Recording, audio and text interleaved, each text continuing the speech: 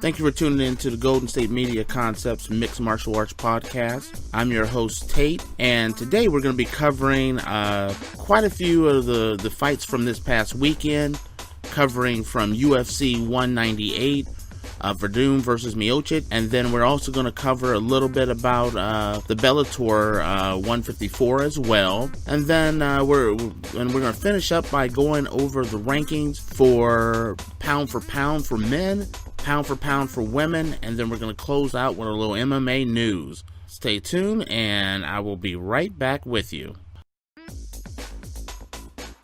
Okay, I'm back here, and first I'm going to start off by talking about UFC 198, which was really built up to be a really amazing card. I think Dana and the UFC really went all out to really put together an amazing card in Brazil, bring a lot of the great Brazilian fighters home to, just pretty much celebrate, how much Brazil has meant to the UFC environment. And, I was really excited about this, and it ended up being a pretty interesting night. Started off, with Big Nog being inducted into the Hall of Fame, or being announced that he's going to be inducted in the Hall of Fame, which I thought was a really good decision. But, let's go into the fights, and we're going to talk about the main event first. I want to, before I even talk about the results, one of the things that I've always thought, and that is, if you're a fighter, and you're defending your title,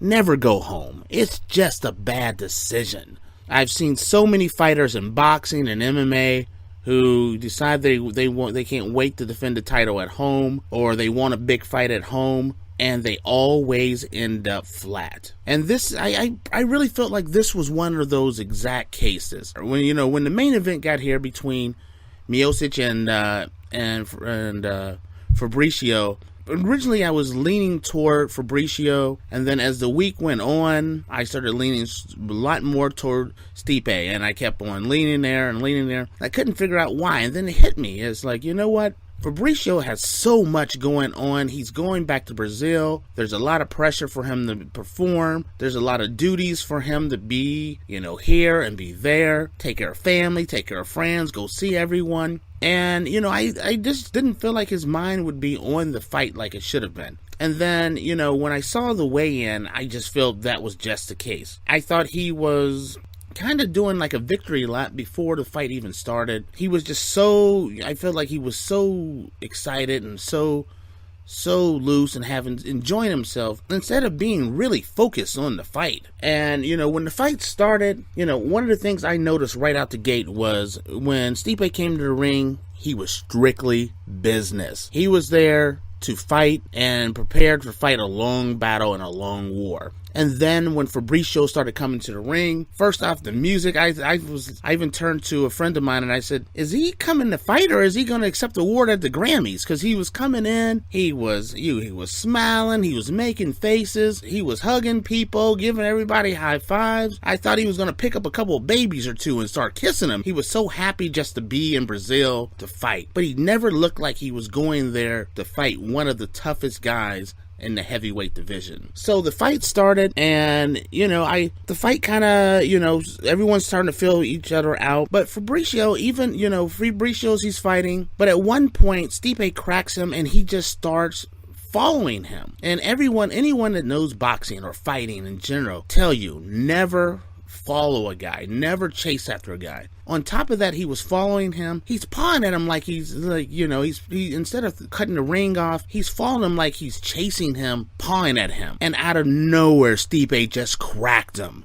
And I mean cracked him, and he melted like butter. He fell, and he was done. It was over. And just like that, we have a new champion, which I'm actually pretty excited about, considering I was born in the Cleveland, Ohio area, so it was nice to see Cleveland actually get a champion. Anyone from Cleveland that's listening, guys, you have a world champion who's proud to be from Cleveland. Embrace this man and make him part of the community, because, he's very proud to be from Cleveland.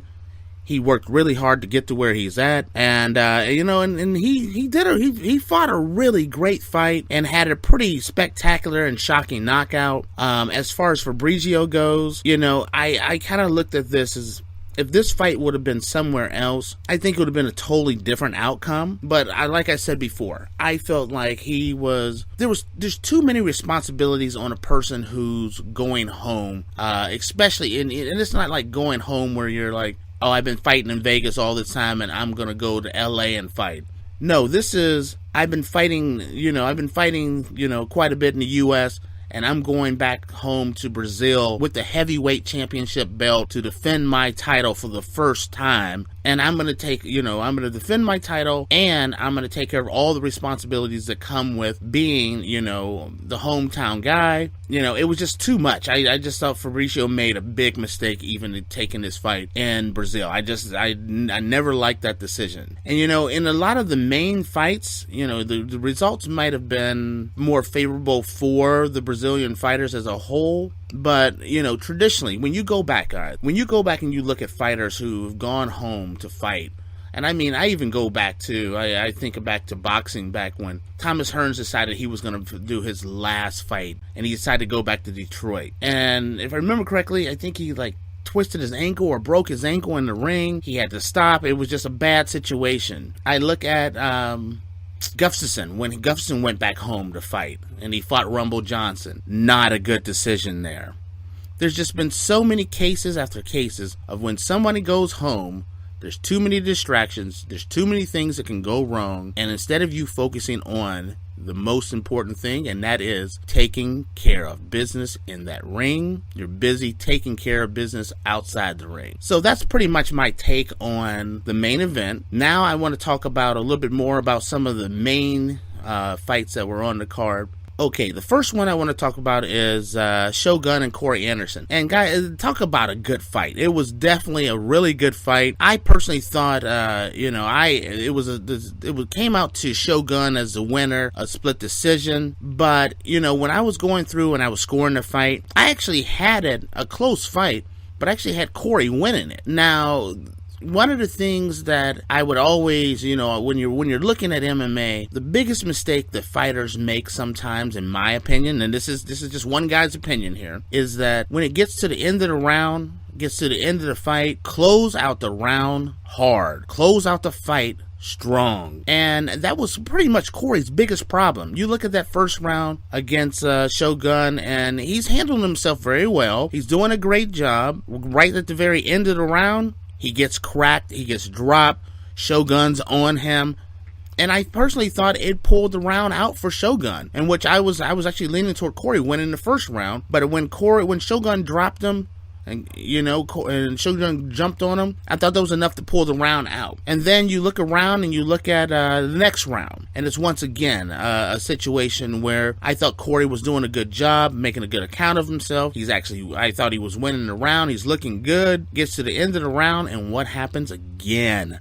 Again, he gets cracked. He goes down. Shogun jumps on him, and in my opinion, it still wasn't enough for Shogun to win that round, but if a judge gave it to Shogun, I wouldn't be upset about it.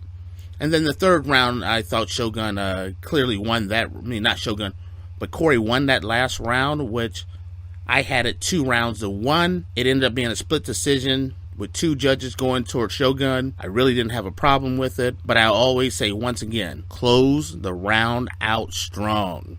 Okay, and now the next fight, which was actually Cris Cyborg's UFC debut. And ever since this fight has been announced, I really wasn't that impressed.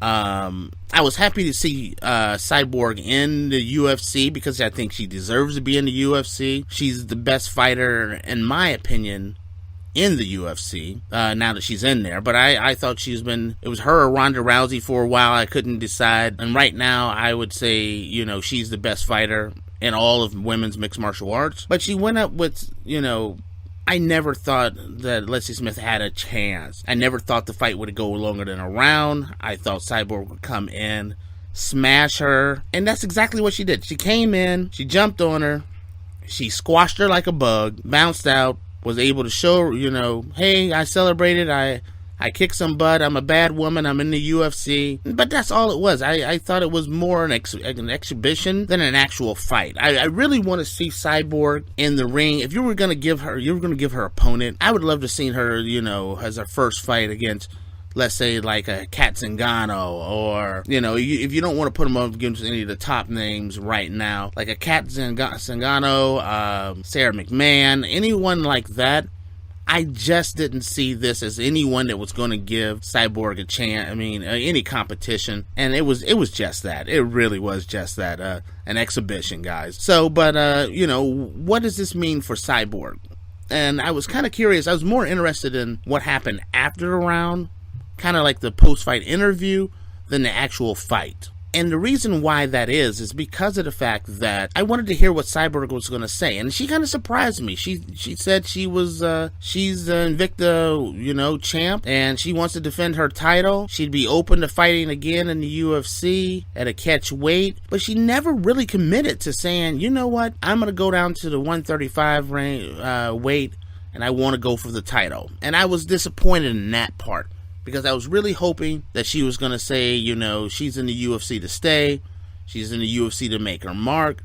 But she didn't do that, and then I did see, I was reading, I didn't read the whole article, I just caught the title, just a little snippet of it, where she was saying that, Miesha Tate keeps saying that she's always open to fighting Cyborg, and Cyborg pretty much just warned her, be careful what you wish for. It was kind of that kind of a situation. I would love to see Miesha Tate against Cyborg, or any of the top fighters, because I really want to see how Cyborg stands up to some of the tougher, stiffer competition. Now, I do know that Dana had offered Holly Holm a shot at fighting Cyborg, and Holly decided to pass because she wanted to focus on getting her title shot, which, honestly, I can't fault her for that. Why would you take a dangerous fight like Cyborg when the fact of the matter is you deserve another title shot, or you deserve a rematch?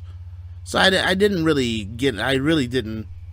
want to get on Holly for passing, but I really would have liked to seen Holly Holm versus Cyborg, because I think Holly is the one fighter that's built perfectly, and her style really would really create some serious fireworks with Cyborg. The next fight I want to talk about is Jacare versus Vitor Belfort. And, man, Belfort, this fight, which was won by Jacare, Belfort just seemed old. He seemed slow, overpowered, outworked. It was just like, Jacare just showed up. It was a guy that was going to work. He took his card, he punched into the clock and said, okay, it's time to work. He put his 9 to 5 in, and he hammered Belfort nonstop.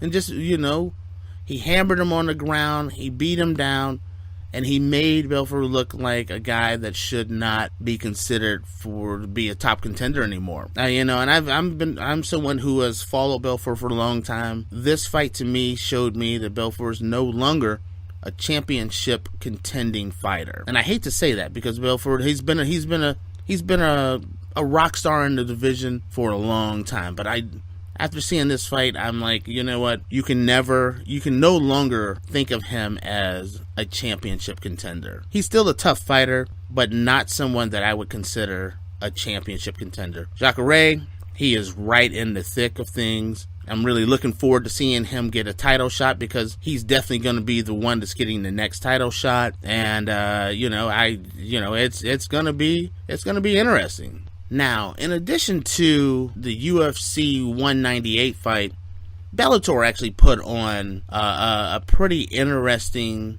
fight card the same night. It lined up perfectly, so you could actually watch one and then go right into the next one.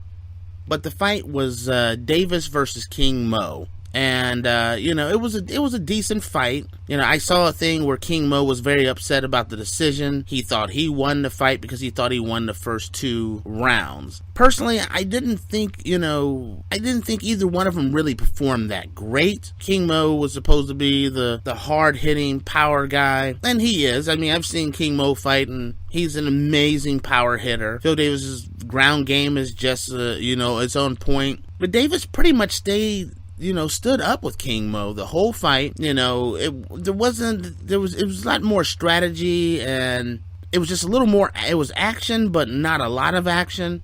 It was an okay fight, but in the end, Phil Davis won, and, Mr. Wonderful is now, the number one contender for the title now. I'm really looking forward to seeing how Davis does when he fights for the title, but as a whole, it was just an okay fight in my book. I think it'll be a much better fight for the championship later on, but that was just my opinion. When I come back, we're going to talk about with all the great cards that have happened over the last few weeks or so, what has that done to the power rankings or the pound for pound rankings in mixed martial arts? So we're going to talk about that when we come right back. Stay tuned. Okay, we're back, and as I was saying before, we're about to cover the pound for pound rankings within the UFC, and it's not necessarily UFC, it's the pound for pound rankings and mixed martial arts all together. We're going to start off with the rankings for the women, and then we're going to go and we're going to roll into the men after that. And we're only going to rank the top 5 in each of those divisions. So, when I go through and I look at it and I say, okay, who's the number 5 contender? And I look around, and my number 5, and this is going to shock a lot of people, because she's probably one of my favorite fighters in the entire women's MMA. But the number 5 pound for pound ranked fighter for my pound for pound rankings goes to Miesha Tate. Miesha has been around for a long time. Miesha has been nothing less than a beast. A beast her whole career. She's willing to fight anyone, anywhere, anytime, and I really respect that from her. And and I'm really looking forward to seeing how she handles things at UFC 200 when she defends her title. I look around and I say she hasn't been able to do anything with Ronda Rousey. She's lost to Ronda Rousey numerous times. And then I look around and I look at the fight with her and Holly Holm, and I give her all the credit in the world. I was actually rooting for her against Holly, or not necessarily. I had predicted that Miesha would win, and like I said, Miesha is one of my favorite fighters. But when it all came down to it, I thought Holly was handling business, with the exception of 2 incidences where Holly ended up on the ground and Miesha took advantage of it. And that's exactly what any champ should do. And I do not discount the fact that Miesha is champ, and I love the fact that she's champ. But she is my number 5 fighter. Okay, my number 4 fighter is just the person we just got done talking about. That's Holly Holm. Holly, Holly came out of nowhere and really took care of Ronda Rousey. I think I really think she put a beating on Ronda that I'm still not sure if Ronda can ever recover from. Holly is a tough fighter. She wants to stay active, but the fact of the matter is she walked in to a situation where she won the championship from Ronda Rousey, rode right into defending the title against Miesha Tate, immediately dropped that fight to Miesha Tate. And so for that, I make her my number 4 fighter. Now, my number 3 fighter is a person that we haven't seen for a while, and that is Ronda Rousey. Everyone looks around and they say, Ronda, where Ronda was, this beast of a fighter, but Ronda hasn't fought in a while. When is Ronda coming back? It's nice to see that Ronda's out training again and she's getting back into things. Ronda was this unstoppable force, and I think everyone forgets, because of the Holly Holm fight, everyone kind of forgets how dominant Ronda was. At one point in time, I saw pound for pound rankings where Ronda was on the pound for pound ranking with the men, and just because she had a bad day, it doesn't mean she's not one of the top pound for pound fighters in mixed martial arts, because I truly do still put her as one of the top. And and the reason why I'm putting her a little higher is strictly because the person that her least favorite person in mixed martial arts, I think it's safe to say, is Miesha Tate. But Miesha Tate did Ronda Rousey the biggest favor, and maybe, huge favor. And that is, she showed Ronda how to beat Holly Holm. Because before the Miesha Tate fight, if in my opinion, and this is my opinion, if Ronda Rousey would have went right into a rematch with Holly Holm, I think Holly would have smashed her again. And I truly think she would have smashed her. But after seeing the Miesha Tate fight, and Miesha laid out a blueprint on how to handle Holly. And the one person, and with Holly, Holly's weakness is take Holly to the ground. And I think everyone would say Miesha Tate and Ronda Rousey are the two best ground fighters in the women's division. And with that being said, Ronda, who has beaten Miesha Tate on a couple of different occasions, has already proven that she's a better ground fighter than Miesha Tate. And so that's why I put Ronda even higher, because Miesha showed Ronda how to handle Holly. Now, my number 2 fighter, and this is a tough one to say, and I never can say her name, Joanna Jedrzejczyk, which I can't say her name to save my life, so I'm going to call her Double J today. Okay, Joanna, she's the real deal. She has mad game in the ring. She has mad game out of the ring. Every time I see her, I just smile. She's a worker. She's busy. She's just technically sound. She loves being champion, and she'll do whatever it takes to keep her title. And I mean, she is such an impressive fighter. But she's my number 2 fighter in all women's mixed martial arts, which takes me to my number 1 pound for pound female fighter in MMA, and that's Cyborg. I have been the guy who has not been a big fan of Cyborg for a very long time, and I used to say, "Oh, she's fighting in Invicta. She's not really fighting the same caliber Ronda Rousey was fighting." But the more I watch Cyborg, the more I see Cyborg just dominating and keep on dominating. And you want to hear something scary? Each time I see her, as she dominates and smashes opponent after opponent, she's getting better. That's right. Each time I see her, she's still getting better in each time she fights. And that's amazing for someone who's been doing it for so long. And, she's really just, she's coming on strong. Even, and I just watch her and I'm just impressed. And even this past UFC 198, I mean, she just looked so impressive. And like I said, I wasn't really impressed with the opponent that the UFC had picked for her. And that was really no disrespect to her opponent. I just thought Cyborg was just so much far more superior of a fighter. And so that's my women's MMA pound for pound ranking right there. When I come back, we'll cover the men.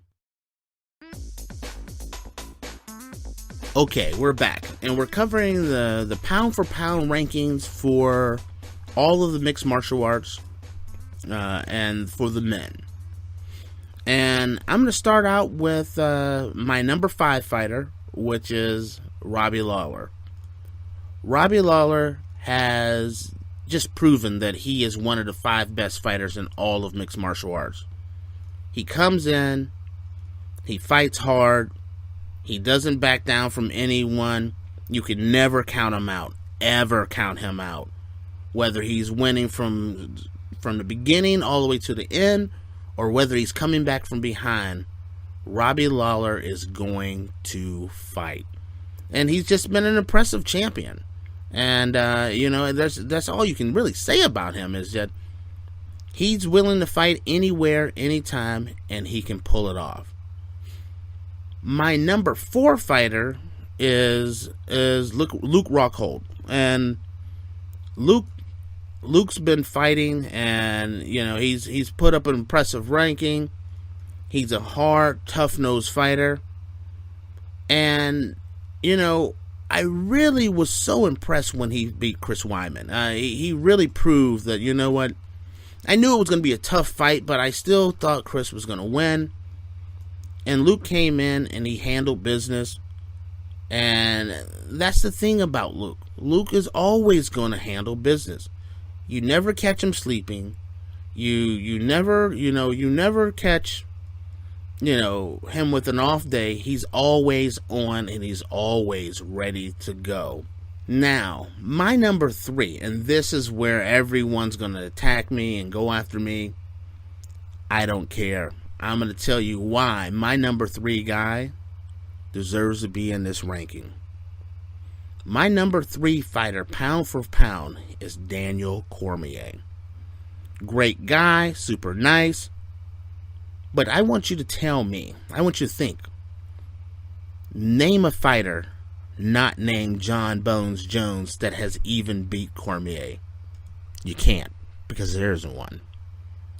Name a guy that you can look at and say, oh, this guy will beat Cormier. It's almost impossible to find one. If you didn't have a Jon Bones Jones around, people would be looking at Cormier and saying, one of the best, and I'll say that right now, he's one of the best light heavyweights in history. If there's no Jones around, they could be saying he is the best, greatest light heavyweight in history. And then you take into account that he fought for a period of time as a heavyweight, never lost whatsoever, never lost. He moved to light heavyweight because Cormier did not want to fight Cain Velasquez, which is one of his best friends. So he moved down to light heavyweight. And all he did when light heavyweight is dominate, fight amazingly, and be a really amazing champion who has been willing to fight all comers. And that includes Jones. A lot of guys would just, take it and just say, Jones is a better man. He has been training, and he's training every day, trying to get better so that he can beat Jones. And he really does believe he can beat Jones. Now, I don't think he can beat Jones, but you can tell he believes it. And I respect him for that. Now, my number 2 fighter, and that is Demetrious Johnson. Demetrious Johnson, who, might I add, just signed a new contract with UFC, a new 8-fight deal, which I say congratulations to you. Overdue, definitely deserved. And I'm happy that he's going to be in the UFC for a long time to come. He has fought, if you're in his weight class, he's willing to fight you. Not only is he willing to fight you, he will make it look easy when he fights you. I do think he's going to break Anderson Silva's record. He's going to go down in history as, he's a Hall of Famer. He's going to be the flyweight all-time greatest flyweight fighter in history. Demetrious Johnson, I tip my hat to you. He's just an impressive fighter. And now my number 1, which is no shock, my number 1 fighter, pound for pound, is the light heavyweight champion. And no offense, Cormier, but he has not lost his title. He is Jon Bones Jones, who has just been, he's just been a force. Even against OSP, with everything that's going on in his life, spending time in jail, stuff with his mom, he's still been able to handle business, and he made quite easy work of OSP. He's fought everybody in the light heavyweight division. I don't want to see him. A lot of people are trying to pressure him into going up to the heavyweight division. I don't want to see that because I think we're looking at greatness in the light heavyweight division. And with the heavyweight division, anyone can get lucky anytime.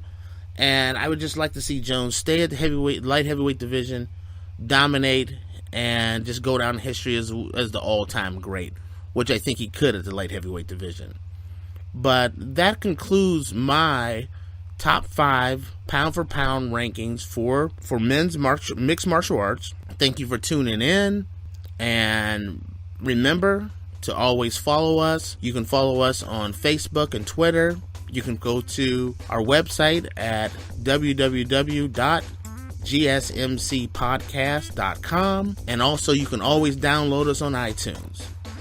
Good night, and thank you very much.